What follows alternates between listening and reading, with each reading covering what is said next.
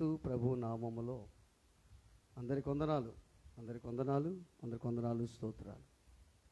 దేవుని వాక్యాన్ని చూద్దాం. దేవుని వాక్యం పరిశుద్ధ గ్రంథం నుంచి జకర్యా గ్రంథం 9 వచనాలు, 9వ అధ్యాయము 9వ వాక్యం. సియోను నివాసులారా బహుగా సంతోషించుడి, యెరూషలేము నివాసులారా ఉల్లాసముగా ఉండుడి. ఈ రాజు నీతిపరుడును రక్షణ గలవాడును దీనుడనై గాడిద పిల్లను ఎక్కి నీ యొద్దకు వచ్చుచున్నాడు. చాలు. ఈ జకర్యా గ్రంథంలో కొన్ని వందల సంవత్సరాలకు పూర్వమే యేసుక్రీస్తు ప్రభువుని గురించి ఈ మాట జకర్యా ప్రవచించాడు. ఒక జకర్యా మాత్రమే కాదు, పాత నిబంధనలో అనేక మంది ప్రవక్తలు యేసుక్రీస్తు ప్రభు లోకానికి వస్తాడు, ఆయన రాజుగా పుడతాడు, ఆయన చనిపోతాడు, సమాధి చేయబడతాడు, ఆయన 3వ దినాన లేస్తాడు, మరలా రాబోతున్నాడు అని అనేక మంది ప్రవక్తలు ఈ మాటలు చెప్పారు. యేసుక్రీస్తు ప్రభు ఉన్నటువంటి సమయంలో ఈ శిష్యులు మొదట గ్రహించలేకపోయినారు. యేసుక్రీస్తు ప్రభు యెరూషలేము వీధుల్లో జయప్రవేశం చేసేటప్పుడు ఆ గాడిద మీద ఎక్కి ఆ పురవీధుల్లో తిరిగేటప్పుడు చాలామంది ఆ సన్నివేశాన్ని చూసి గ్రహించలేకపోయినారు. ఆ శిష్యులు ఎప్పుడు గ్రహించగలిగారంటే యేసు ప్రభు చనిపోయి పరమునకు చేర్చుకోవడం తర్వాత, పరిశుద్ధాత్మతో నింపబడిన తరువాత అప్పుడు ఆ లేఖనాలన్నీ కూడా జ్ఞాపకం చేసుకున్నారు.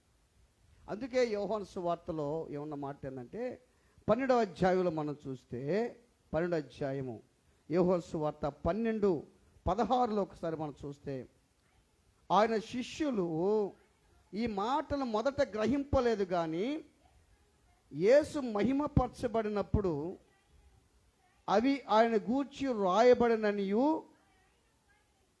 చేసిరనియు జ్ఞాపకముకు తెచ్చుకొనిరి. అంటే మొదట వాళ్ళు గ్రహించలేకపోయినారు.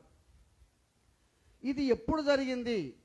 మనం బాగా ఆలోచన చేస్తే ఇది ఎప్పుడు జరిగిందంటే పస్కా పండుగకు 6 దినముల ముందుగా ఈ ఇన్సిడెంట్ జరిగింది.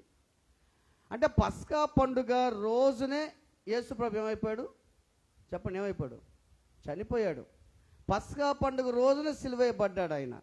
పస్కా పండుగ 6 రోజుల ముందుగా ఈ మాటలు జరుగుతున్నాయి. ఈ ఇన్సిడెంట్ జరిగింది. అంటే పస్కా పండుగ రోజున మనం గుడ్ ఫ్రైడే రోజు జరుపుకుంటున్నాం. దాని ముందు 6 రోజుల ముందంటే ఏ వారం అది? ఏ వారం? ఈరోజు ఏ వారం? అది 6 రోజుల ముందు ఏ వారం అది? ఆదివారం రోజునే యేసుక్రీస్తు ప్రభు యెరూషలేము వీధుల్లో వచ్చినట్టుగా చూస్తాము. మత్తయి సువార్త, మార్కు సువార్త, లూకా సువార్త 3 సువార్తల్లో ఏం రాస్తాడంటే, మీ ఎదుట ఉన్న గ్రామానికి వెళ్ళండి, కట్టబడి ఉన్న గాడిద పిల్ల మీకు కనిపిస్తుంది. ఎవరైనా కానీ మీరు ఇప్పుకొని తోలుకోరండి. ఎవరైనా కానీ అడిగితే ఇది ఎవరికి కావాలి? ప్రభువు కావాలని చెప్పడని చెప్తాడు. అయితే యోహాను సువార్తలో ఉన్నటువంటి మాటలు ఏంటంటే, ఈ యోహాను సువార్త 12వ అధ్యాయంలో చూస్తే ఇక్కడ యేసుక్రీస్తు ప్రభు లాజర్ని ఆ సమాధిలోంచి లేపిన తరువాత ఈ యేసు ప్రభుకు ఒక మంచి డిన్నర్ విందు చేశారు వాళ్ళు. పస్కా పండుగకి 6 రోజులు ముందు వచ్చాడు, వాళ్ళ ఇంటికి బేతనియాకు వచ్చాడు. మంచి విందు చేసిన తర్వాత ఆ విందులో అనేక మంది కూడినారు. అప్పుడు యూదులు, సామాన్య జనులు అనేక మంది వచ్చారు. ఎందుకు వచ్చారంటే యేసు చూసేదానికి మాత్రమే కాక మృతుల్లో నుంచి లేచినటువంటి లాజరును చూసేదానికి వచ్చారంట. యేసుని చూసేదానికి మాత్రమే కాదు అక్కడికి వచ్చింది, మృతుల్లో నుంచి లేచినటువంటి లాజరును చూసేదానికి వచ్చారు. ఆ లాజరు చూసేదానికి వచ్చినటువంటి బిడ్డలు అక్కడ జరిగిన విషయం ఏంటంటే, ఈ 10వ వాక్యం మనం చూస్తే 10వ వాక్యం చూస్తే అతనిని బట్టి యూదులలో అనేకులు తమ వారిని విడిచి యేసునందు విశ్వాసముంచిరి. ఏందంట ఇక్కడ మనం చూస్తే బాగా ఈ మాట చదివినప్పుడు నాకు చాలా సంతోషమైంది. వాక్యం నేను ప్రిపేర్ అవుతున్నప్పుడు ఈ మాట చదివా నేను. అతనిని బట్టి యూదులలో అనేకులు తమ వారిని విడిచి యేసునందు విశ్వాసం ఉంచారంట. అతన్ని బట్టి, ఎవరిని బట్టి? ఎవరిని బట్టి? లాజరుని బట్టి. బాగా ఆలోచన చేయండి. అంటే లాజరు మృతుల్లో నుంచి లేచాడు కాబట్టి లాజరుని బట్టి ఎవరెందు విశ్వాసం ఉంచారంట? దేవుని యందు విశ్వాసం ఉంచారు. ఇప్పుడు మీరు బాగా ఆలోచన చేయి. ఒక రాగాన మీరు యేసు దగ్గరికి రాలేదు. ఏ విధంగా వచ్చి ఉంటారు? నీ కళ్ళ ముందు ఏదో ఒక కార్యం ఇన్సిడెంట్ జరిగి ఉంటుంది. నీ కళ్ళ ముందు పక్కనోళ్ళు మారి ఉంటారు. నీ కళ్ళ ముందు పక్కనోళ్ళు మృతుల్లోంచి లేచి ఉంటారు. లేదా డాక్టర్లు వీడు బతకడు అని డిక్లేర్ చేస్తే వాడు బతుకుంటాడు. అందరు బట్టి వాళ్ళని బట్టి యేసునందు విశ్వాసం ఉంచావు. యేసునందు నువ్వు విశ్వాసం ఉంచావు. మరి నీ పట్ల ఎన్నెన్నో కార్యాలు జరిగినాయి, ఎన్నెన్నో అద్భుతాలు నీ పట్ల జరిగినాయి. వీటన్నిటిని బట్టి నువ్వు దేవుని యందు విశ్వాసం ఉంచావు. తమ వారిని విడిచిపెట్టేశారంట. అది రాసింది ఆ మాట. ఏం రాసింది అక్కడ? తమ వారిని విడిచి యేసునందు విశ్వాసం ఉంచారు. బాగా ఆలోచించే. తమ వారిని ఎవరిని విడిచిపెట్టి? తమ వారంటే ఎవరు? వాళ్ళు ఎవరు చెప్పండి? రక్త సంబంధుల తర్వాత ఎవరో కాదు ఇక్కడ. తమ వారంటే వీళ్ళంతా ఎవరు? వీళ్ళు ప్రధాన యాజకుని, వీళ్ళంతా కూడా జనాంగం. ఇదంతా యూదుల్లో ఒక జనాంగం ఇది. ఈ జనాంగం ఏం చేశారంటే, యేసుక్రీస్తు ప్రభు మృతుల్లోంచి లాజరును లేపితే ఇది అందరూ వాళ్ళు ఏం చేస్తున్నారు? మృతుల్లోంచి లాజరు లేచినా కానీ ఇంకా లేచాడా, ఇంకా లేయలేదా, ఇదన్నా ఫేక్ ఏమో అయినా కానీ వాళ్ళకి తెలిసినా కానీ వాళ్ళ మనసును కఠినం చేసుకున్నారు. అయితే వీళ్ళు ఏం చేస్తే తెలుసా? ఇది మంచి మాటలు కాదు, మా కళ్ళతో చూస్తున్నాం మేము, మా కళ్ళతో చూస్తున్నాం మేము, మా కళ్ళతో క్లియర్గా చూస్తున్నాం మేము. యేసు ప్రభు ఆయన లేపాడు, అందుకని అతన్ని బట్టి మేము యేసునందు ఏం చేస్తున్నాం? విశ్వాసం ఉంచుతున్నాం. అందుకని మమ్మల్ని వదిలేస్తున్నాం. మాకు ఎవరు కావాలి ఇప్పుడు? యేసు కావాలి. అంటే బాగా గుర్తుపెట్టుకోండి. బంధువుల్ని వదలాలి అనేది ఏంటంటే దేవుడు ఏం చెప్పాడు? ఎవరికి చెప్పాడు ఈ మాట బైబిల్లో? అబ్రహాంకి ఏమని చెప్పాడు? నీ తండ్రి ఇంటి నుండి నీ స్వజమును నీ బంధువుల నుంచి నేను చూపించి దేశానికి రా అన్నాడు. అంతేనా? నిజమేనా? రెండు విషయాలు ఉంటాయి ఇక్కడ. మనం బాగా ఆలోచన చేస్తే తమ వారిని విడిచిపెట్టమన్నారు కదా. నీ వారు ఎవరమ్మా చెప్పండి? ఎవరు నీ వారు? నీ కొడుకు, నీ కూతురు, నీ భర్త, నీ భార్య, వాళ్ళ మనం చేసే పొరపాట్ల మన వారు. నీకున్న అక్రమాలు ఉన్నాయే, నీలో పొరపాట్లు ఉన్నాయే, నీలో చెడు కార్యాలు ఉన్నాయే, చెడు ఆలోచనలు ఉన్నాయే, ఏది దేవుని కంటే ఎక్కువగా ప్రేమిస్తున్నావో నీ వారే వాళ్ళు. తమ వారిని విడిచిపెట్టి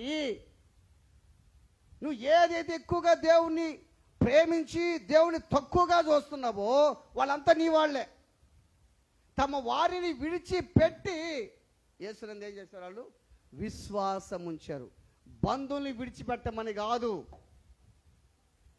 బంధువుల్ని దూరం చేసుకోమని కాదు. ఒకవేళ బంధువులు నువ్వు బ్రతుకుతుంటే చూడలేకపోయినా అయినా కానీ టచ్లోనే ఉంటారు వాళ్ళు. ఏదో ఒక ఫంక్షన్లు అందరూ కలుసుకుంటారు. నువ్వు వదలాల్సింది వాళ్ళు కాదు, బంధువులు కాదు. ఈ లోకంలో ఇరుగు పొరుగు ఉండాలి, మనకు మనుషులు ఉండాలి. నువ్వు వదలాల్సింది వాళ్ళు కాదు, నువ్వు వదలాల్సింది ఎవరిని? నీ వారు. ఎవరాళ్ళు? నీవు యేసయ్య కంటే ఎక్కువగా ప్రేమిస్తున్నావే తమవారు, వాళ్ళందరినీ విడిచిపెట్టి యేసునందు విశ్వాసం ఉంచారు. హల్లెలూయా, హల్లెలూయా. ఇక్కడ చూస్తే మనం ఇక వాక్యంలో మనం బాగా చూస్తే, ఇక్కడ చూస్తే ఈ 13వ వాక్యం చూస్తే 12వ వాక్యం, మరునాడు ఆ పండుగకు వచ్చి బహు జనసమూహం యేసు యెరూషలేములో యెరూషలేముకు వచ్చుచున్నాడని విని ఖర్జూరపు మట్టలు పట్టుకున్నారంట. పట్టుకొని ఏం చేశారంట, ఎదుర్కొని జయము ప్రభు పెట్ట వచ్చుచున్న ఇశ్రాయేలు రాజు స్తుతించబడును గాకని కేకలేశారు. ఇక్కడ ఏముంది, కేకలేశారని ఉందా? సైలెంట్గా ఉన్నారని ఉందా? ఇక్కడ ఏముంది, ఇక్కడ మనం ఏం చూస్తున్నాం, మత్తయి, మార్కు, లూకా ఒక కళ్ళకు కట్టినట్టుగా ఒక స్టోరీగా మొత్తం చెప్తాడు. ఇదిగో మీ ఎదుటి గ్రామానికి పోండి, అక్కడ గ్రామంలో గాడిద ఉంటుంది కనిపిస్తుంది, తీసుకోరండి అని చెప్పితే యోహాను సువార్తకు వచ్చేలాకి ఏం చెప్తాడు తెలుసా, వాళ్ళంతా గురించి చెప్తా, ఆ లాజరు గురించి అంతా మాట్లాడతా. ఆ యేసు ప్రభు ఆ పండక్కి వస్తున్నాడని వినిన తర్వాత ఏం చేశారు, వాళ్ళు ఖర్జూరపు మట్టల చేత పట్టుకున్నారు. మనం ఏం మట్టలు పట్టుకున్నాం? మనకు ఖర్జూర మట్టలు లేవు కాబట్టి, ఉంటే అయ్యే తెచ్చుకుందాం మనం. ఈత మట్టలు మనకు ఉండేది కర్తమ్మ మట్టలు, అవి తప్ప మనకి ఇంకేం దొరకవు ఇక్కడ. వాళ్ళు ఖర్జూరపు మట్టల చేత పట్టుకొని ఏం చేశారంటే, వాళ్ళు ఏం చేశారమ్మా, ఏం చేశారు, ఆయన ఎదుర్కొని జయము ప్రభు పేట వచ్చుచున్న ఇశ్రాయేలు రాజు స్తుతించబడునుగా కానీ కేకలేశారు వాళ్ళమ్మ, కేకలేశారు. ఇప్పుడు వాళ్ళు ఎందుకు కేకలేస్తున్నారు బాగా గుర్తుపెట్టుకో. వాళ్ళు ఎందుకు కేకలేస్తున్నారంటే యేసు వాళ్ళ పట్ల చేసిన కార్యాలను బట్టి కేకలేస్తున్నారు. నిజముగా నీకు ఒక ఇన్సిడెంట్ జరిగితే, నీకు ఒక మేలు జరిగితే నువ్వు గుళ్ళో సాక్ష్యం అంటే చెప్తావమ్మా. ఇప్పుడు నీకు ఒక రోగం బాగా అయిపోయింది అనుకో, నువ్వు నిలబడతావు, దేవునికి స్తోత్రం అంటే బద్ధంగా, నాకు దేవుడు నా పట్ల గొప్ప కార్యం చేశాడని చెప్తావా? నన్ను దేవుడు బాగా చేశాడని చెప్తావా? అంటే సంతోషంగా చెప్తావమ్మా నువ్వు. నీకు ఒక కార్యం, నీలో ఒక కార్యం జరిగింది, లేదా నీ అప్పులను తీరిపోయినాయి, మీరందరూ ప్రార్థన చేశారు, నా అప్పులు తీరిపోయినాయని చెప్తా, నా అప్పులన్నీ తీరిపోయినాయని చెప్తావు, అంతేనా? నాకు బాగలేదు, నాకు బాగైపోయిందని చెప్తావు. ఇప్పుడు స్తుతి ఆరాధనలో పైకి లేసి దేవునికి స్తోత్రం చెప్పండి, స్తోత్రం హల్లెలూయా అటు జొట్టు స్తోత్రం, అదే అంటే దేవుడు చెప్పింది. దేవుడు నీ పట్ల చేసిన కార్యాలకు ఏం చేస్తుంటారు వాళ్ళు? కేకలు కేకలు కేకలు. నిజంగా దేవుడి కలిగి నువ్వు జీవిస్తే, దేవుడు నీలో ఉంటే, నీలో బహిరంగంగా ఆర్భాటంతో దేవుని స్తుతిస్తావు. నువ్వు సైలెంట్గా కాదు, నువ్వు ఒక్కదానివే ఉంటావమ్మా, ఒక్కదానివే ఏకాంతంగా ఉంటావు, ఒక్కదానివే ఉంటావు, ఒక్కడవే ఉంటావు. నువ్వు ప్రార్థన చేస్తే, ఒకసారి నేను ప్రార్థన చేస్తున్నా ఇటీవలే, ప్రార్థన చేస్తే ఆ గదిలో కూర్చొని ప్రార్థన చేస్తే ఒక వెలుగుగా నా దగ్గరికి వస్తే తెలియకుండా నాకు ఏడుపు వచ్చేసి ఏడుస్తా దేవుని అడుగుతా ఉన్నా నేను. అంటే నీలో దేవుడు వస్తుంటే, ఒక ఆత్మ నీలో ఉంటే, ఒక శక్తి నీలో ఉంటే నువ్వు ఎలా ఉంటావు? ఎలా ఉప్పొంగుతావు నువ్వు? రాజు వాళ్ళ దగ్గరకు వస్తుంటే, ఇశ్రాయేలు రాజు స్తుతించబడును కాక వాళ్ళు చెప్తుంటే, ఆ రాజు వాళ్ళ దగ్గరకు వస్తుంటే నువ్వు ఎలా ఉంటావు? ఒక అధికారి దగ్గరకు వస్తే అట్ట వస్తావమ్మా నువ్వు? అధికారి దగ్గరకు వచ్చాడనుకో అంటావా? అయ్యా సార్ రాండి సార్ అంటావా? ఎడి చేస్తావమ్మా? సార్ రాండి సార్ బాగున్నా సార్ అంటావా? బాగానే ఉన్నాం. ఆయనకి ఏముంటుంది? వీళ్ళు నాకు ఓట్లు వేయమని అనిపిస్తుంది. బాగా ఆలోచన చేయండి. నీ దగ్గర ఒక అధికారి వస్తున్నాడు, ఎంత సంతోషంగా ఉంటావు నువ్వు. ఈయన అధికారులకు అధికారి, రాజులకి రాజు, ప్రభువులకు ప్రభువేన. బాగా గుర్తుపెట్టుకోండి, చాలామంది పుట్టిన తరువాత రాజులు అవుతారు, పుట్టిన తర్వాత డాక్టర్ ఇంజనీర్లు అవుతారు. పుట్టక ముందే రాజు ఆయన. అందరు చప్పలు కొట్టండి. పుట్టక ముందే రాజు, పుట్టక ముందే రోగుల వైద్యుడు ఆయన. ఆలోచించి అటువంటి రాజు అనేక వందల సంవత్సరాల కిందటే జకర్యా గ్రంథంలో ప్రవచనం ఇది. జకర్యా గ్రంథంలో ప్రవచనం, ఇదిగో నీ రాజు నీతిపరుడు, దీనుడై గాడిద పిల్లనికి నీ దగ్గరకు వస్తున్నాడు. చూసావా ఎటువంటి కార్యం చేసే దేవుడు ఆయన. ఆలోచించాయి. అంటే దేవుడు నీ పట్ల చేసే ఒక కార్యం చేస్తే, ఒక స్వస్థత ఉంటే, ఒక స్వస్థత నీ పట్ల దేవుడు అద్భుతం చేస్తే నువ్వు ఎలా ఉంటావు? నీ యొక్క జీవితం ఎలా ఉంటుందో ఆలోచించాయి. ఒక వ్యాధి బాగా అయిపోయింది, ఎట్లుంటుంది నీకు? సంతోషంలో ఉప్పొంగత నువ్వు. అందుకని వీళ్ళు ఏమంటున్నారంట, సియోను కుమారి భయపడకము, ఇదిగో నీ రాజు గాది పిల్లను మీద ఆశ్రడే వచ్చుస్తున్నాడు అని రాయబడిన ప్రకారం యేసు ఒక చిన్న గాడిదను కనుగొని దాని మీద కూర్చుండాను. వాళ్ళు ఖర్జూరపు మట్లు చేత పట్టుకొని ప్రభు పెట్టి వచ్చుతున్న ఇశ్రాయేలు రాజు స్తుతించబడును గాక. మనం కూడా జయోత్సాహంతో దేవునికి స్తోత్రం చెప్పి స్తుతిస్తూ వచ్చాం. మనం కూడా అట్టే వచ్చామా, లేకపోతే ఏదో ఎండలో పోవాలి కాబట్టి, ఏదో మట్ట పట్టుకోవాలి కాబట్టి, ఏంది ఇదంతా అనుకుంటా అట్ట పోయినావా? నువ్వు తిరిగినందువల్ల తప్పు లేదు, తిరగపోయినందువల్ల తప్పు లేదు. అది కూడా చెప్తా మీకు. నువ్వు తిరిగినందువల్ల తప్పులే, తిరగపోయినందువల్ల లే. ఆ యేసు నీలో, ఆ రాజు నీలో ఉంటే చాలు. ఆ రాజు నీతో నువ్వు మౌనంగా ఉండలేవు. అందుకే కదా ఏమన్నారు ఆనాటి ప్రధాన యాజకులు, యేసయ్యా వాళ్ళు ఆపు, గలబా చేస్తుంటారు అంటే ఏమన్నాడు ఆయన? వాళ్ళు స్తుతించకపోతే రాళ్ళు స్తుతిస్తాయి అంటే అర్థం ఏం తెలుసా? ఒకవేళ మనం స్తుతించకపోయినా రాళ్ళు లాంటి మనుషులు మందిరంలో చేర్చబడి వాళ్ళు స్తుతిస్తారు దేవుణ్ణి. ఆలోచించాయి, వాళ్ళు స్తుతిస్తారు దేవుణ్ణి. వాళ్ళు గట్టిగా దేవుని కొనియాడి కీర్తిస్తారు. అందుకని యేసు ప్రభు చెప్పిన మాట ఏంటంటే, మళ్ళీ మనం మత్తయి సువార్త కానీ వస్తే, మత్తయి సువార్త 21 లేదా మార్కు సువార్త చూద్దాం. మార్కు సువార్త ఇంకా క్లియర్గా రాస్తాడు. మార్కు సువార్త 11 ఒకటో వచ్చినం.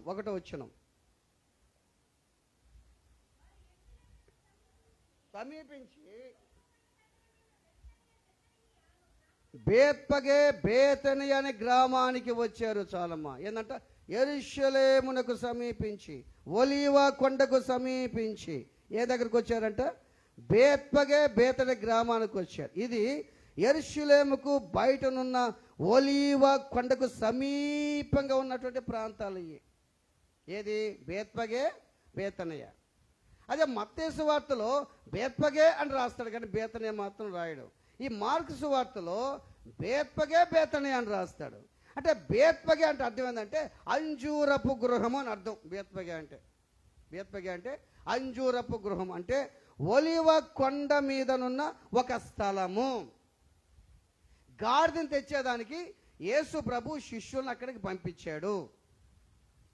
ఇది బేత్పగే. మరి బేతనియ ఏంటంటే, బేతనియ ఖర్జూరపు పండ్ల ఉనికి లేదా బాధనుంది అనేది అర్థం. ఏది బేతనియ అంటే? ఒలివ కొండ అంచున ఒక పల్లె. ఇది ఒక పల్లె ఈ బేతనియ. ఈ బేతనియలో బాగా ఆలోచన చేస్తే, ఈ బేతనియలో మార్తా, మరియా, లాజరు ఇంటికి యేసు ప్రభు తరచుగా వెళ్ళేవాడు.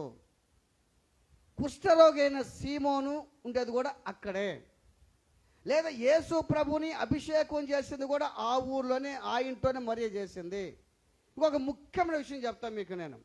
యేసుక్రీస్తు ప్రభు కూడా ఆరోహణమైంది ఆ ఊరు నుంచే. ఏ ఊరది? ఏ ఊరు? బేతనియ. చూడండి లూకాసు సువార్త 24:50 చూడండి. లూకాసు సువార్త 24:50.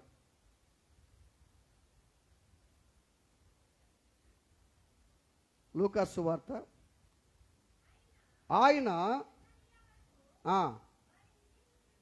తీసుకొని పోయి ఆశీర్వదించెను. ప్రత్యేకించబడి పరలోకమునకు ఆరోహణమాయను. ఎక్కడ పోయాడు ఆయన? ఎక్కడ ఆరోహణమైంది? ఎక్కడ? బేతనియలో ఆరోహణమయ్యాడు. అదే ఇప్పుడు మనం చూస్తే యేసుక్రీస్తు ప్రభు ఏం చెప్పాడు? ఆయన బేతని అనే ప్రాంతాలకు వచ్చి మీ ఎదుట ఉన్న గ్రామానికి వెళ్ళండి అని అన్నాడు. ఆడ గాడిద పిల్ల మీకు కనిపిస్తుంది. గాడిద పిల్ల. మత్తయి సువార్తలో మాట్లాడుతాయి. గాడిద పిల్ల కనిపిస్తాయి. ఆ గాడిద పిల్లని మీరు విప్పుకొని తీసుకొని నా దగ్గరకు రండి. ఎవరైనా సరే ఎందుకు విప్పుతున్నారు అని అడిగితే ఏం చెప్పాలి మీరు? ఇవి ప్రభువుకు కావాలని చెప్పండి. ఎవరు కావాలంట? ప్రభువుకు కావాలని చెప్పండి. వెంటనే వాళ్ళు ఇప్పి పంపిస్తారని యేసయ్య చెప్పాడు. యేసు ప్రభు యొక్క ఉద్దేశం, యేసు ప్రభు యొక్క మాటలు మనం బాగా ఆలోచన చేస్తే యేసు ప్రభు కోసం ఒక గాడిద సిద్ధంగా ఉంది. ఆమేన్, హల్లెలూయా. బేత్పగే ప్రాంతంలో ఒక గాడిద సిద్ధంగా ఉంది.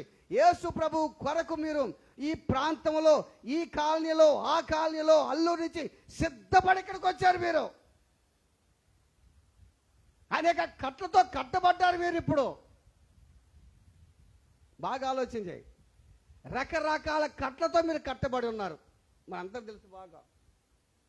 ఒక కట్లు కాదు, నీ ఒళ్ళంతా కట్లే, కట్టబడ్డారు మీరు. ఆ కట్లు ఎవరో ఒకరి ద్వారా యేసు ఆ కట్లు విప్పేశాడు. వాళ్ళ కోసం నువ్వు ప్రార్థన చేసావు. నువ్వు ప్రార్థన చేయబట్టే ఆ కట్లన్నీ తెంపబడ్డాయి, కట్లన్నీ ఊడిపోయినాయి. ఆ కట్లు బంధకాలు లేకుండా హ్యాపీగా మందిలోకి కూర్చోన్నారు మీరు ఇప్పుడు. అదే మీకు కట్లుంటే మందిరంలోకి వస్తారా? యేసే నమ్ముకుంటారా? రాలేరు మీరు. కట్లు లేవు కాబట్టే, ఆ కట్లు విప్పబడ్డాయి కాబట్టే, యేసు మీ కట్లు ఇప్పాడు కాబట్టే రకరకాల కట్లు, పాపపు కట్లు, అనేకమైన కట్లు మనం వర్ణిస్తే ఆ కట్లు ఒక కట్టు కాదు, చాలా కట్లు. అందుకే యేసు ప్రభు గెరాసేన ప్రాంతంలోకి వెళితే ఎవరున్నారు అక్కడ? ఒక దెయ్యాలు పట్టినోడు. నీ పేరు ఏం పేరు అని అడిగాడు యేసే. ఏం చెప్పాడు? నా పేరు ఏలైనగా మేము అనేకులం అని చెప్పాడు. ఆడు వాక్యం చెప్తుంది. నా పేరు సేన, ఏలైనగా మేము అనేకులము అంటే అర్థం తెలుసా? 3000 నుంచి 6000 దాకా దాన్ని సేన అంటారు. అంటే ఒక్కడిలో ఎన్ని దెయ్యాలు ఉన్నాయో చూడండి, ఆలోచన చేయండి. నీలో మనలో ఎన్ని కట్టున్నాయో ఆలోచన చేయండి. ఎన్ని కట్టుతో కట్టబడ్డాము మనం. ఒక్క నోటి మాటతోనే దెయ్యాలు మొత్తం వెళ్ళిపోయినాయి, యేసు చెప్పిన మాటతోనే. అందుకని నీలో అనేకమైన కట్లుతో నువ్వు కట్టబడి ఉన్నప్పుడు దేవుడు నిన్ను ప్రేమించి ఆ కట్లు తీసివేసి, ఆ కట్ల నుంచి ఓపిక తీసివేసి నిన్ను ఒక మంచి విలువైన పాత్రగా దేవుడు నిన్ను తీసుకొచ్చి మందులో కూర్చోబెట్టాడు. పరిశుద్ధురాలుగా చేశాడు దేవుడు నిన్ను. ఇప్పుడు మన కట్లున్నాయా లేవా? ఏమ్మా ఏయా, కట్ల నిప్పేశాడు దేవుడు. కట్లున్నాయా లేవా? ఉండయి, కట్లున్నాయి. ఆ కట్లు ఊరు కట్టారు, మళ్ళీ ఊరు కట్టారా కట్లు?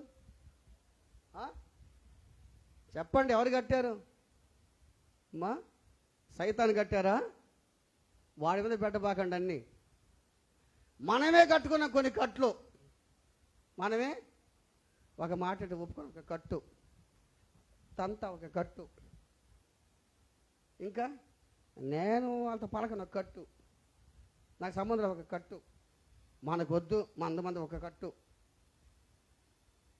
ఓర్పు లేకపోవడం ఒక కట్టు, కోపం ఒక కట్టు, అన్ని కట్లు ఉన్నాయి. ఎవరు కట్టుకున్నారు ఈ కట్లు? మనం కట్టుకున్నాం. యేసయ్యేమో కట్లు ఇప్పేశాడు.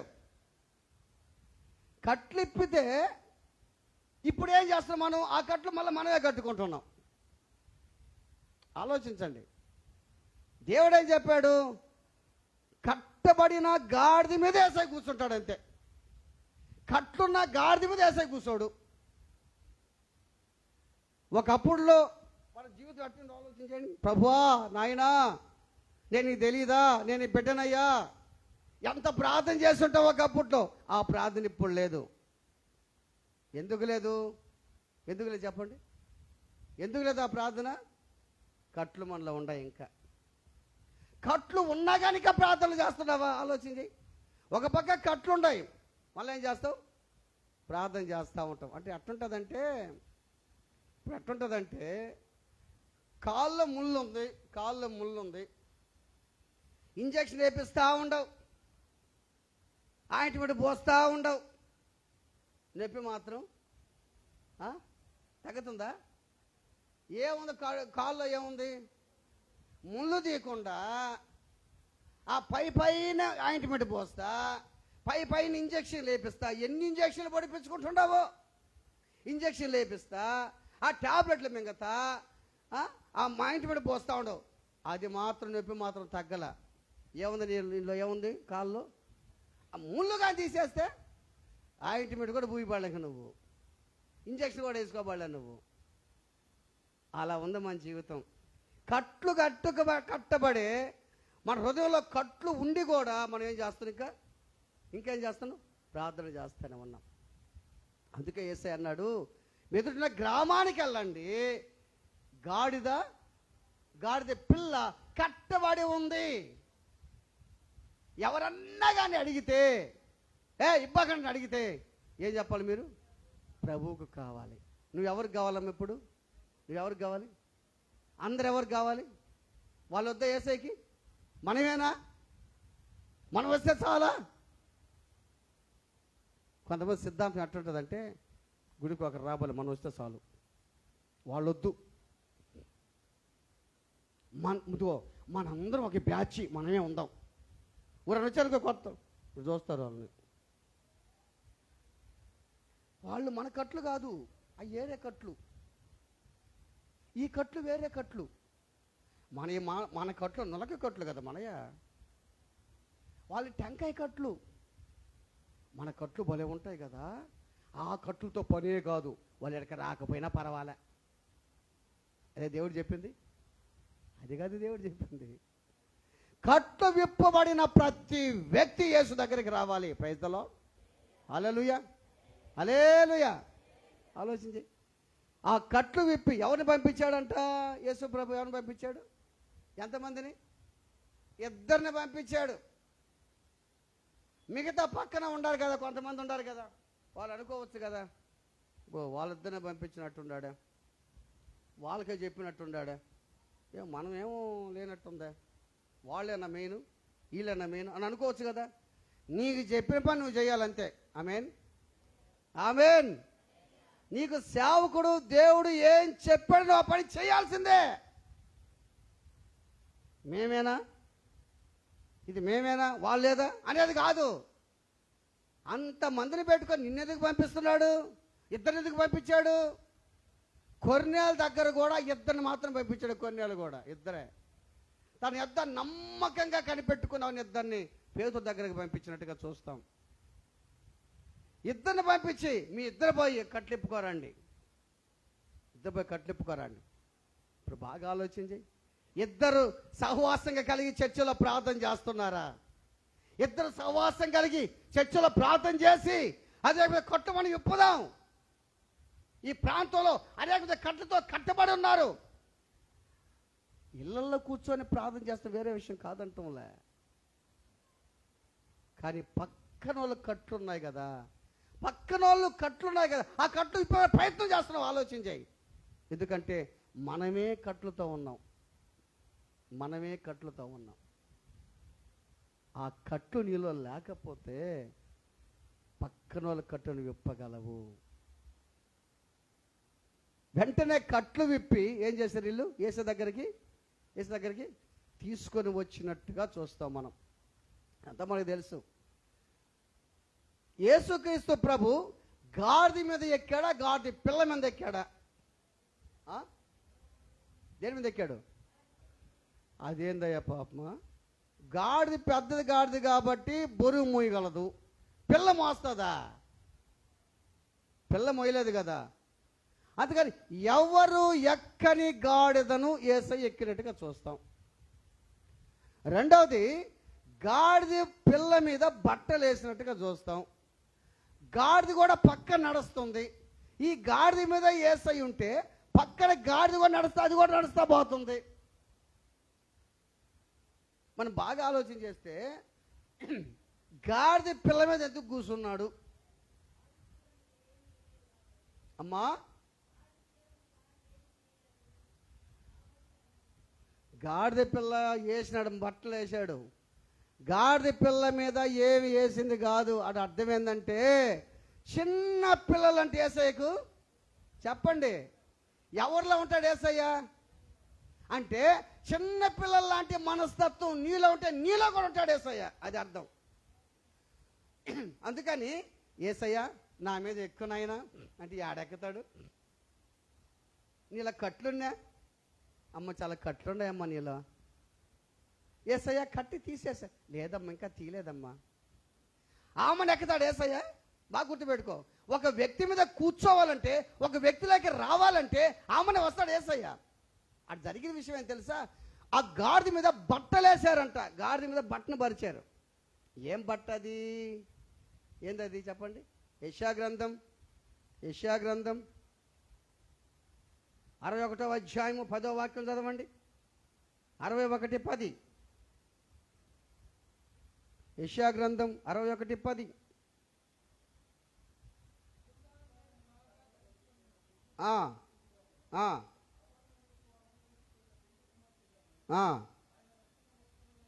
రక్షణ వస్త్రములను నాకు ధరింపజేసి ఉన్నాడు, నీతిను పై బట్ట నాకు ధరింపజేసి ఉన్నాడు. ఈ బట్టలు నీతి క్రియలకు సాదృశ్యము. ఈ బట్టలు ఎవరు దోసుకోబోయారు? దొంగలు. బాటసారి దగ్గర దొంగలు ఇష్ట ప్రకారం కొట్టి ఏం దోసుకోపోయారంట? బట్టలు దోసుకోపోయారు, నీతి క్రియలు దోసుకోపోయారు. నీలో నీతి ఉండాలి, నీలో రక్షణ ఉండాలి. రక్షణ అనే వస్త్రం, స్తుతి వస్త్రం, శృంగారమైన వస్త్రం, ఉల్లాస వస్త్రం. ఈ వస్త్రాలు నీలో ఉంటే యేసు నీ మీద కూర్చుంటాడు. యేసు నీ మీద కూర్చుంటాడు. బాగా ఆలోచించే. యేసు ప్రభు ఆ బట్టను పరిచి ఆ గాడిద మీద కూర్చున్నాడు కాబట్టి అనేక మంది ఏం చేశారంట? ఏం చేశారు? వాళ్ళ బట్టలన్నీ ఏం చేశారు? పరిచారు. ఆ బట్టలు ఏం చేశారు? పరిచారు. ఇప్పుడు ఆ బట్టలు పరిస్తే ఎట్టుంటుంది? బాగా ఆలోచించే. ఇప్పుడు ఆ బట్టలన్నీ వరుసగా పరుస్తుంటే ఆ బట్టల మీద గాడిద పోతా ఉంటే ఎట్టుంటుంది? ఇప్పుడు నువ్వు ఉండవమ్మా, నువ్వు ఎక్కడికన్నా వెళ్ళేవు, వాటిని పోతుంటావు, నీ మీద పూలు చల్లుతూ ఉంటే ఎట్టుంటుందమ్మా? ఎట్టుంటుంది నీకు? ఒక్కసారి మొత్తం మర్చిపోతావు. నువ్వు అసలు నేను ఊరినబ్బా, నేను నాకే డౌట్గా ఉందా? నీ మీద పూలు చల్లుతూ ఉంటారు, అప్పుడు ఒక్కొక్కరంటే నీ మీద సెంట్లు చల్లుతూ ఉంటారు, చల్లుతావు, పూలు చల్లుతావు, నీకు ఎట్టుంటుందమ్మా? అబ్బా, ఎంత మర్చిపోతావు, మర్చిపోతావో నువ్వు. ఒక్కొక్కరు అంటుంటారు, ఒక్కొక్కరు ఎట్టుంటుంది ఆలోచించి. అంటే ఈ గాడిద పోతా ఉంటే ఈ గాడిద కింద బట్టలు పరుచుతూ ఉన్నారు. ఇప్పుడు బాగా ఆలోచించి. ఇప్పుడు ఒక అధికారి వచ్చాడమ్మా. అధికారి మన దగ్గరకు వచ్చారు, నేను వస్తానని చెప్పాడు. మన దగ్గరకు వచ్చారనుకో, మనం అనుకున్న ప్లాన్ చేసుకున్నాం. ఆయన వచ్చేటప్పుడు మనం ఏం చేయాలంటే ఈ హైవేస్ దగ్గరికి వెళ్ళి ఈ గ్రీన్ పట్ట తెద్దాం, గ్రీన్ పట్ట తెచ్చి ఇది పరద్దాం, దాని మీద వస్తాడని చెప్దాం అనుకుంటాం మనం. ఇప్పుడు ఆ రోడ్లో సెంటర్ కానించి గ్రీన్ పట్ట పరిచాం, ఆడదాకా పరిచాం. అంత దూరం పరిచి సగం మడిచి పెట్టాము, సగం మడిచి కొంచెం గ్యాప్ వేసి ముళ్ళులు చల్లాము. దాంట్లో ముళ్ళులు చల్లాం. ఆయన ఏమనుకుంటాడు? అధికారి వచ్చి హ్యాపీగా వస్తూ ఉంటాడు. వచ్చి అంతవరకే పట్ట ఉంది, మిగతా ఏముంది అక్కడ? ముళ్ళులు ఉన్నాయి. అది ఏంది ముళ్ళులు బాగా గుచ్చుకుంటాయి ఆయనకి. మళ్ళా పట్ట పరిచాం, మళ్ళా మండలు పరిచాం. ఆయన సంతోషపడతాడా, కోపడతాడా? ఏమ్మా, అట్ట బరుస్తున్నాం ఇప్పుడు మనం. ఎవరికి? అది అట్ట బరుస్తున్నాం ఇప్పుడు మనం. బాగా గుర్తుపెట్టుకోండి. అంటే బట్టలు పరచటం అంటే అర్థం ఏందమ్మా చెప్పండి? మన హృదయాలు పరచటం. ఆమేన్, హల్లెలూయా. అంటే అర్థం ఏంటంటే ఈ గాడిద వస్తుంటే, ఈ గాడిద మీద యేసుప్రభు కూర్చున్నప్పుడు బట్టలు పరుస్తుంటే అంటే అర్థం ఏంటంటే మేము క్రీస్తు దాసులమని అర్థం అన్నమాట. హల్లెలూయా. ఆనాటి ప్రజలు, ఇశ్రాయేలీలు ఏం చేశారంటే మేము క్రీస్తు దాసులము, ఇశ్రాయేల్ రాజు స్తుతించబడును గాక, హోసన్నాని బిగ్గరగా కేకలేశారు. ఆ రోజుల్లో రాజు కోసం ఎదురు చూశారు కదా వాళ్ళు. రాజు ఎట్రావాలా? రాజు అయినోడు రాజు వస్త్రాలు ధరించుకొని, కత్తి పట్టుకొని, గుర్రం మీదకి స్వారీ చేస్తారు వాళ్ళు. రాజు అయినోడు. ఈ రాజు ఎట్టొచ్చాడు? ప్యాలెస్లో పుట్ల, మంచి మిద్దుల పుట్ల. ఏడ పుట్టాడు? పశువుల తొట్లో పెట్టారు ఆయన్ని. చిన్నగా మనలాగే పెరిగి పెద్ద అయ్యాడు. ఈయన రాజే. ఏ రాజు ఈయన? దీనుడైన రాజు. మన వాక్యం చదువుకున్నాం. నీ రాజు దీనుడు, నీతి గలవాడు, రక్షణ గలవాడు, గాడిద పిల్లనెక్కి నీ యొద్దకు వచ్చుచున్నాడు. అటువంటి రాజు ఎవరైనా ఇజ్రాయేలీల రాజు.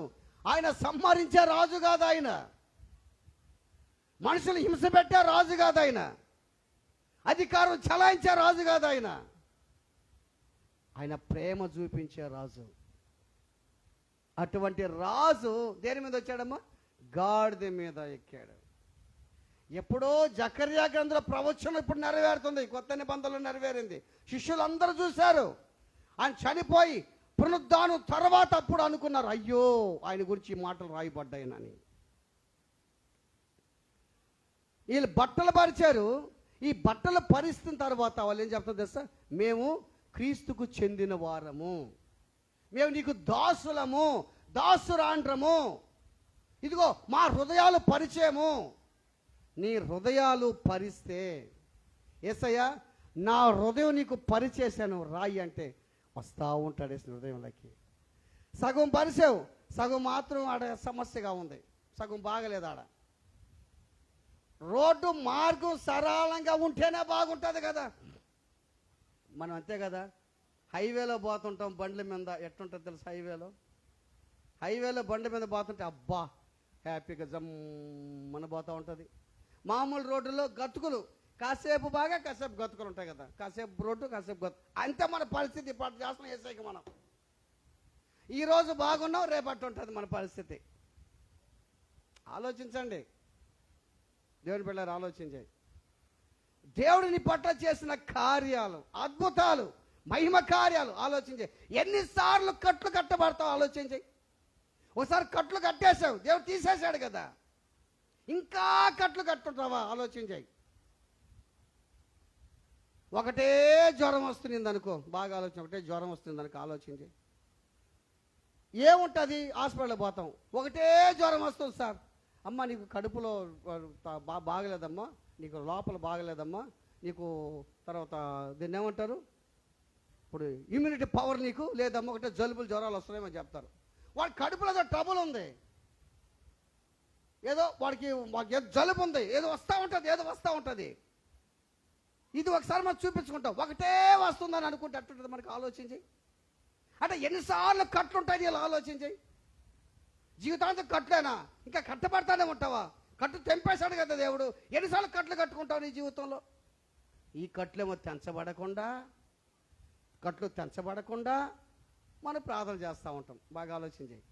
నాకు ఒకప్పట్లో ఒకటే జ్వరం నాకు వుడ్ హాస్పిటల్లో సేవ చేసేటప్పుడు 104 జ్వరంలో దిగి బాప్తిసం ఇచ్చాను నేను.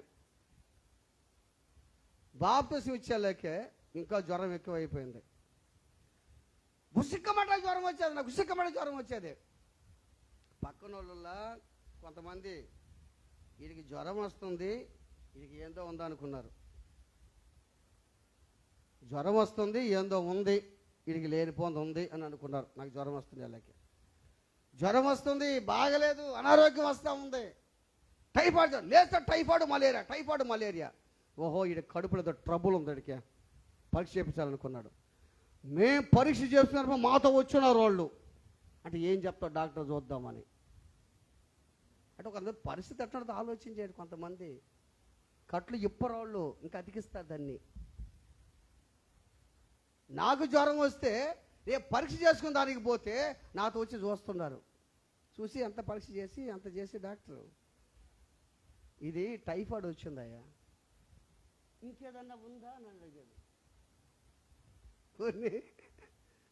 ఇంకేదన్నా ఉందా? ఇంకా ఏమీ లేదు టైఫాయిడ్ ఆ అబ్బాయికి. ఇంకేదన్నా అంటే కట్లు కట్టేవాళ్ళు చాలామంది ఉంటారు, జాగ్రత్త గుర్తుపెట్టుకోండి. కట్లు కట్టేవాళ్ళు ఇంకేమి లేదయ్యా. అసలు ఎందుకు వస్తుంటుంది వ్యాధులు? ఎందుకు వస్తాయి? మనలో ఏదో అనారోగ్యం లోపించినందువల్ల మా గ్యాస్ డబ్బులు ఎక్కువ అయిపోయిందే. అది ఎవరు తెచ్చుకుంది ఆ గ్యాస్ డబ్బులు?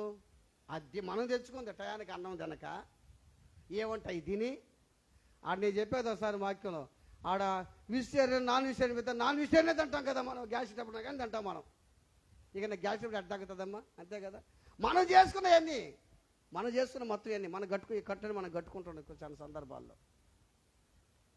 గాడిద మీద యేసు ప్రభు వస్తుంటే గాడిద మీద బట్టలు పరిచారు, వాడిని వస్తుంటే దాని మీద కింద బట్టలు పరిచారు, ఆ బట్ట మీద కూర్చున్నటువంటి యేసయ్య వస్తూ ఉన్నాడు. ఈరోజు ఆలోచన చేయి, మన ఒక గాడిదలు మనం. నీకెంత విలువ వస్తుందో ఆలోచన చేయమ్మా. నీకెంత విలువ అంత అవమానం కూడా వస్తుంది. నీకు గుర్తుపెట్టుకో, నీకెంత విలువ అంత అవమానం కూడా వస్తుంది. కానీ ఆ అవమానం క్రీస్తులో కొట్టివేయబడుతుంది. Praise the lord. Hallelujah, hallelujah. సంతోషం వచ్చినప్పుడు, నీకు అధికారం వచ్చినప్పుడు, నేను పొగిడినప్పుడే సంతోషపడుతుంటివి, అవమానం వచ్చినప్పుడు బాధపడుతుంటివి. అపోస్తలుడైన పౌలు అన్నాడు కదా, ఎటు పోయినను శ్రమలే, ఎటు పోయినను శ్రమ పడుచున్నాం, ఇరికింపబడిన వారము కాము. కేవలం అపాయంలో ఉన్నప్పుడు ఉపాయం లేని వారము కామంటాడు ఆయన. ఎటు పోయినా శ్రమలే వస్తున్నాయి. మా జీవితం అంతా ఎటు పోయినా శ్రమలే. ఈరోజున ఆలోచించండి, యేసుక్రీస్తు ప్రభు ఆయన గుర్రం మీద రాలేదు, ఈ లోకపు రాజు వలె రాలేదు, అధికారి గల రాజు, చాలా మంచి రాజుగా రాలేదు, ప్రేమ కలిగిన రాజుగా వచ్చాడు. ఆ రాజు ప్రేమ కలిగినటువంటి రాజుగా వచ్చాడు. ఇంకా ఆయన ఏం చేశాడు తెలుసా? ఆయన ఎందుకు వచ్చాడంటే, అదే జకర్యా గ్రంథం 9:10 చూడండి. 9:10 9:10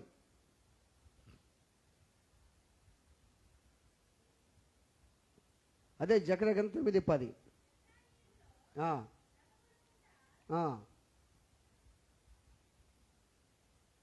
జకర్యా 9:10.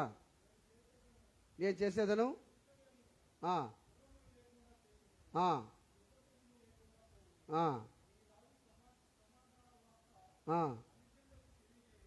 ఏందంట? ఎందుకు వచ్చాడంట ఆయన? దేశములకు సమాధానము ప్రకటించేదానికి వచ్చాడు యేసు ప్రభు లోకానికి. అది రాజు. ఆ రాజు అందరు చలామణి చేసే రాజు కాదు ఆయన, దేశానికి సమాధానం ప్రకటించే రాజుగా వచ్చాడు. దీనుడైన రాజుగా వచ్చాడు. మన ధనవంతులు చేసిన దరిద్రుడిగా మారిపోయాడు యేసుక్రీస్తు ప్రభు. కొంతమంది ఏం చేశారు తెలుసా?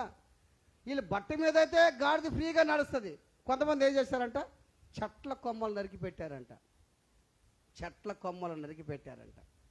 ఈ చెట్ల కొమ్మలు ఏంటంటే విజయానికి గుర్తంట, సంతోషానికి విజయానికి గుర్తంట. చెట్ల కొమ్మలు నరికి పెట్టమంటే బాగా ఆలోచన చేస్తే వాళ్ళు తమ ఆనందానికి విజయానికి గుర్తుగా చెట్ల కొమ్మలు నరికి రోడ్డు అంతా పరిచిపెట్టారు వాళ్ళు, ఆనందానికి విజయానికి గుర్తుగా. ఇంకోటి ఆలోచన చేయి, బాట మీద ఫ్రీగా నడవగలం కానీ చెట్ల కొమ్మలో నడవగలమా? అయ్యే శ్రమలు అంటే ఇప్పుడు చెప్పాను కదా, గాడిద లాంటి మనము కొన్ని సందర్భాల్లో హ్యాపీగా నడుస్తాం, రోగాలు లేనప్పుడు సంతోషంగా నడుస్తాం. రోగం ఉన్నప్పుడు ఎట్టుంటామమ్మా? ఇంట్లో రోగం ఉన్నప్పుడు ఎట్టుంటాం?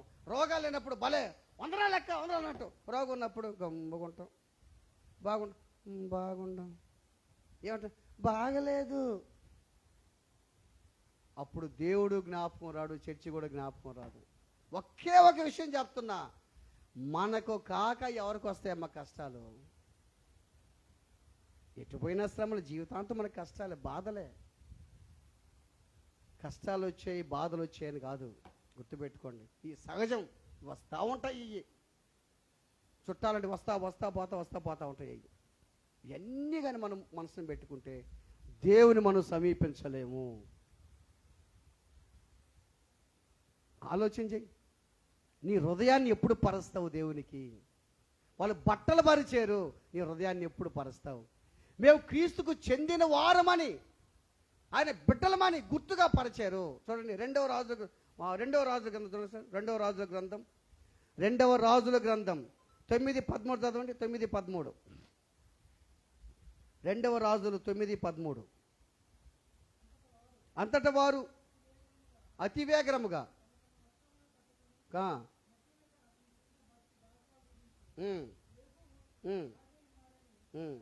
ఆమేన్, హల్లెలూయా.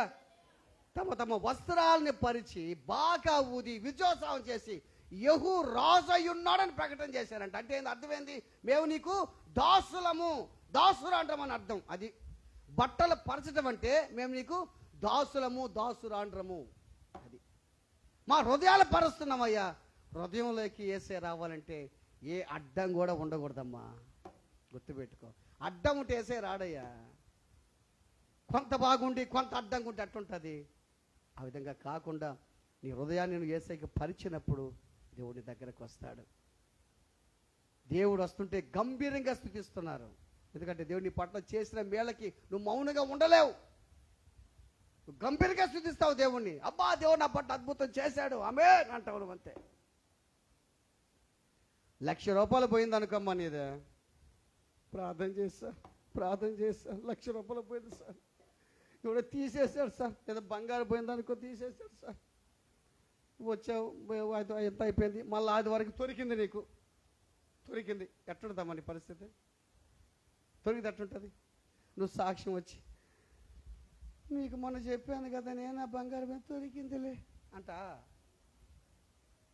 నా బంగారు దొరికింది, ఆమేన్.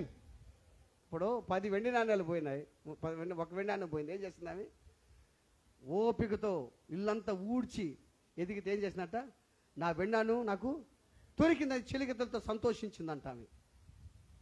బాగా గుర్తుపెట్టుకో, దేవుడు నీ పట్ల చేసింది మనసులో పెట్టుకుంటే ఎట్టమ్మా చెప్పు, ఆలోచించి. ఎన్ని అద్భుతాలు చేశాడు దేవుడు. ఇప్పుడు ఈ మందిరంలో ఎన్ని అద్భుతాలు చేస్తుంటాడు దేవుడు, ఆలోచించి. ఎన్ని కార్యాలు చేస్తుంటాడు దేవుడు, ఆలోచించి. ఎన్నెన్ని బలమైన కార్యాలు చేసి ఆ కార్యాలు చేసిన వ్యక్తులందరూ దేవుని గట్టిగా స్తుతిస్తున్నారా, ఆలోచించి. అంతకంటే చేసిన కార్యం, రక్షణ కార్యం చేశాడు దేవుడు. నీకోసం సిలువలో మరణించాడు, నీకోసం రక్తం కాల్చి రక్షణ ఇచ్చాడు నీకు. ఒక్కొక్కరికి ఈ యొక్క మందిరంలో ఎన్నెన్ని కార్యాలు చేస్తుంటాడు దేవుడు. ఎన్నెన్ని అద్భుతాలు, ఒక్కొక్కింట ఎన్ని అద్భుతాలు చేస్తుంటాడు దేవుడు. వాళ్ళందరూ దేవుని అడిచేయాలమ్మా, హోసన్నా హోసన్నా బిగ్గరగా దేవుడు స్తుతించాలమ్మా. అంటే రోడ్డును పోతే అరస్త బొమ్మను కాదు నేను చెప్పేది. మందిరంలో ఉన్నప్పుడు దేవుని స్తుతించాలి, నువ్వు ఇంట్లో ఉన్నప్పుడు దేవుని ఆరాధించాలి, గట్టిగా దేవుని స్తుతించాలి, మహిమపరచాలి. ఆ విధంగా వాళ్ళు దేవుణ్ణి తమ వారినందరినీ విడిచిపెట్టేశారు. ఏదైతే ఎక్కువగా అలవాట్లు చేస్తారో అలవాట్లని విడిచిపెట్టేసి యేసునందు విశ్వాసం ఉంచారు వాళ్ళు. ఈ రోజున మనం కూడా మనం విడిచిపెట్టామా? మన వాళ్ళని వదిలేసామమ్మా? వదిలేసాం మన వాళ్ళని? ఇంకా ఉన్నాయి మన వాళ్ళు ఉండారు, ఇంకా మన వాళ్ళు లోపల ఉండారా? ఇప్పుడే దరివేద్దాం వాళ్ళని, వాళ్ళు ఇప్పుడే దరివేద్దాం. ఒకవేళ మనోళ్ళు లోపల తరివేద్దాం. ఏమరా పోతా అంటే పోడోడు, రేపో అంటే పోతాడు. కుక్క వచ్చింది చెప్పిన ముగిచ్చేస్తా. కుక్క వచ్చింది అన్నం తింటా ఉండవు. కుక్కని అట్టగా వదిలించాలమ్మా, అది బాగుంటే అటు చేయాలా? పో అంటే పోదు అది. కుక్క ఒక సైతానికి కుక్క అంతే, సైతాన్ అంటాడు కుక్క. చేయి పో అంటే పోద్దే. చేయి పో అని అనుకో, ఆడకు పోయి మళ్ళీ వచ్చి ఉంటుంది అది. అంటే సైతాను అటువంటి సైతానుడు, వాడిని అనుక్షణం తరుగుతానే ఉండాలి. అది గుర్తుపెట్టుకో. అనుక్షణం నీ వాళ్ళు ఉండారే, నీ మనుషులు ఉండారే, లోపల ఇంకా అంటి పెట్టుకో ఉండారే. కుట్ర కుతంత్రాలు, అసూయ, ఈర్ష్య, ద్వేషాలు, అన్నీ ఉన్నాయే. వాళ్ళు అంతా మనోళ్ళు ఉండరు. వాళ్ళు ఏం చేయాలి? మనం వద్దు ఈర్ష్య, నువ్వు వెళ్ళిపో, వద్దుపోమ్మా, నేను ఆగలేకున్నానా, ఒకటే పాస్ ఒకటే చెప్తున్నాడు వాకి, నువ్వు వెళ్ళిపోతాలే పో. అదేందో కానీ ఒకటేనా ఇదేనా పో అనంట. తరంకో బాకో, నువ్వు తరం బాకు, అట్నే ఉండించుకో. వాక్యం చెప్తున్నా మీకు, తమ వారిని విడిచి. ఈ వాక్యం నాకు బాగా పనిచేసింది. నిజమే కదా, విడవకపోతే అట్టా దేవుని యందు. తమ వారిని విడిచి యేసునందు విశ్వాసం ఉంచారు వాళ్ళు. ఈరోజే మన వారిని ఏం చేద్దాం? ఎట్ట చేయాలి? విడిచిపెట్టండి. ఏం చేయాలి? వాళ్ళని గట్టిగా ఖండించాలా. ఏయ్ పో, వెళ్ళిపో,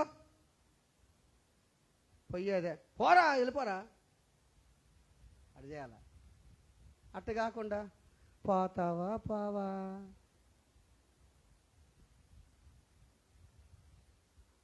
ఒక ఆమెకి సైతాన్ వచ్చిందంట.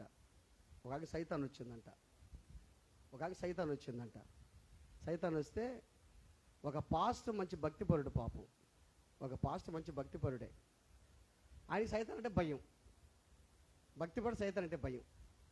అందుకని పాస్టర్ గారికి ఫోన్ చేశారంట, సార్ ఆమెకి సైతాన్ని బట్టి ఉంది, మీరు రాండి సార్ అంటే ఎన్ని గంటలకు పట్టింది, ఎప్పుడు వచ్చిందని అడిగాడంట. సార్ మీరు రాండి అంటే వస్తానంటే ఆయన లేడంట, ఆయన లేడు. మళ్ళా వచ్చాడంట ఆయన కాడికి, లేడంట. నేనేం అర్థం కాక నేరుగా ఈళ్ళు వెళ్ళిపోయారంట ఆయన కాడికి, ఊరి కాడికి, పాస్టర్ కాడికి. సార్ ఆయనకి బాగలేదు, సైతాన్ని బట్టి ఉంది, మీరు రావాలా, ఇప్పుడు రావాల్సిందేనా అని అన్నాడంట. ఆయన మంచి భక్తి పడడం వల్ల పాపం ఆయన భయం, రావాలి సార్. ఇక నా పని అయిపోయిందని పోతున్నాడంట. నా పని అయిపోయిందని వాళ్ళతో పోతున్నాడు. పోతా అంటుంది సైతాన్, అంటుందంట. ఆడకు పోయిన తర్వాత పోతావా పోవా అన్నాడంట. ఒకటే మాట, నేను పోను అని అన్నదంట. సరే నేనే పోతాను చెప్పి వెళ్ళిపోయాడంట. ఎవడాడంట, పోతావా పోవా అన్నాడంట. నేను పోను, అది కూడా ఎట్టా చిన్నగా, పోతావా పోవా అన్నాడంట. నేను పోను అన్నదంట. సరే నేనే పోతాను చెప్పి ఈయన వెళ్ళిపోయాడంట. వాళ్ళు ఆ పాస్టర్ పరిగిస్తూ ఉన్నారంట. అయ్యా వాడు బాట నేనే పోతాను ఆయన వెళ్ళిపోయాడంట. అట్లా సైతాన్ని ఎట్టా అనాలమ్మ మనం, అట్టంటే పోతాడు వాడు. అది ఎన్ని సైతాన్లు చేతపడుతుంది చూస్తాం మనం ఇక్కడ. సైతాను ఏడుస్తుంది, నవ్వుతుంది, దగ్గుతుంది, తుమ్ముతుంది. అబ్బా నిన్ను మించిన వాళ్ళు లేడంటుంది, బాగా మనకి చెట్టు ఎక్కిస్తుంది, ఆడికి ఎక్కుతుంది, ఆడికి దోస్తుంది కింద నిన్ను. మన వల్ల సైతాన్లు ఏం చేస్తాయి తెలుసా? సైతాన్లా ఇప్పుడు గుర్తుపెట్టుకుని ప్రార్థన చేస్తే విషయం చెప్తున్నా మీకు. సైతాన్ ఏం చెప్తుందంటే, ఉదాహరణకి నువ్వు చేస్తున్నావు అనుకో, అబ్బా అమ్మా నీ కళ్ళల్లో పొగలు వస్తున్నాయమ్మా, అబ్బా నీ చుట్టూ ప్రకాశంగా ఉందావు. సైతాన్ బలు ఉబ్బిస్తాయి మనల్ని. ఏది దేవునిలో ఉన్నట్టు, దేవుడు ఉన్నాడని చెప్పి ఉబ్బిస్తాయి. మనం ఏం చేస్తాం, పోరానే బాగుంటుంది. మళ్ళా సైతాన్ చేస్తాయి, కొన్ని చెప్తాయి దేవునిలో ఉండనే బాగుంటుంది. మనం కానీ ఉబ్బిపోయినా హెచ్చించుకున్నాం అనుకో, ఇక అయిపోయినట్టే మన పని. ప్రతిదీ దేవుని మహిమపరచాలి. ఆమేన్, ఆమేన్. నాలో ఏమీ లేదు దేవా నువ్వేనని చెప్తున్నారన్నమాట. అందుకని మన హృదయాలు పరచాలి. ఎవరికి?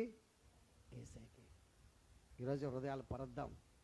అలా హృదయాలు పరిచి ఉన్నాం, కానీ కొన్ని గతుకులు ఉన్నాయి, అందుకోసం చెప్తున్నాను నేను. హృదయాలు పరిచేసి ఉన్నాము, ఆయన వస్తున్నాడు. ఆయన వచ్చేటప్పుడు మధ్య మధ్యలో ఏముంటాయమ్మా, ఇంకోటి రోడ్లో ఏముంటాయమ్మా మధ్య మధ్యలో స్పీడ్ బ్రేకర్లు ఉంటాయి. అది గుర్తుపెట్టుకోండి. అది చెప్పేదని చెప్తాను ఇప్పుడు మీకు. బాగా వస్తుంది స్పీడ్ బ్రేకర్. ఇప్పుడు బండి స్పీడ్ బ్రేకర్ దుమ్ దుమ్ దుమ్ అంట పోతుంటుంది స్పీడ్ బ్రేకర్లో బండి. అట్టా మరి నా బండి అయితే ఎట్టుందంటే, ఈ మధ్య తోలి ఒకటే కడుపులో నొప్పిగా ఉంది నాకు భయం వస్తుంది. పాస్టమ్గా చెప్తుందా, పాస్టమ్ నాకు కడుపులో తగినట్టుందని చెప్తుండా నేను. ఎట్టుందంటే నాకు ఏంటంటే, నాయుడిపాటికి పోయి ఆ బండి వేసుకొని పోయిన సంవత్సరం పోయిన వారంలో నాయుడిపాటికి, ఎందుకంటే ప్రార్థన పాస్టర్ మీటింగ్ పోయినాము నేను నాయుడిపాటికి వాకాడ మండలం కల్లూరు అనే ప్రాంతం పోయినాం. ఆడకు పోతే ఆ నుంచి వచ్చాం, ఇంచుమించు 100 కిలోమీటర్ల నుంచి రానుబాను 200 కిలోమీటర్లు. ఆడకు పోతే ఇంటికి వచ్చాను, ఇట్ట అయిపోయింది నా పరిస్థితి. అంటే కూర్చొని తోలటం కదా, కడుపు అంతా ఇట్ట అయిపోయింది. ఈ మధ్య మళ్ళా పోవట్ల, నెల్లూరు పోతలా, బండి మీద పోతా ఉంటలా, కడుపు అంతా ఇట్ట అయిపోయింది. ఆలోచించేయండి. దేవుడు మన ఎందుండి మనల్ని ఎంతగానో ప్రేమిస్తున్నాడు. ఆయన ఎంతగానో జ్ఞాపకం చేసుకుంటున్నాడు. ఆయన లేకపోతే మనం లేవు. కనుక స్పీడ్ బ్రేకర్ లేకుండా చేసుకుందాం. ప్రభా నాలో స్పీడ్ బ్రేకర్లు ఉన్నాయి నాయన. ఎన్ని బ్రేకర్లు ఉన్నాయి అని మనకు తెలిసి ఎన్ని ఉండేది. ఆ స్పీడ్ బ్రేకర్లు అన్నీ తీసేయి ప్రభు అని ప్రార్థన చేద్దాం. దేవుడు ఖచ్చితంగా అద్భుతం చేస్తాం. ప్రార్థన చేసుకుందాం. తలలోంచి కళ్ళు మూసుకుందాం.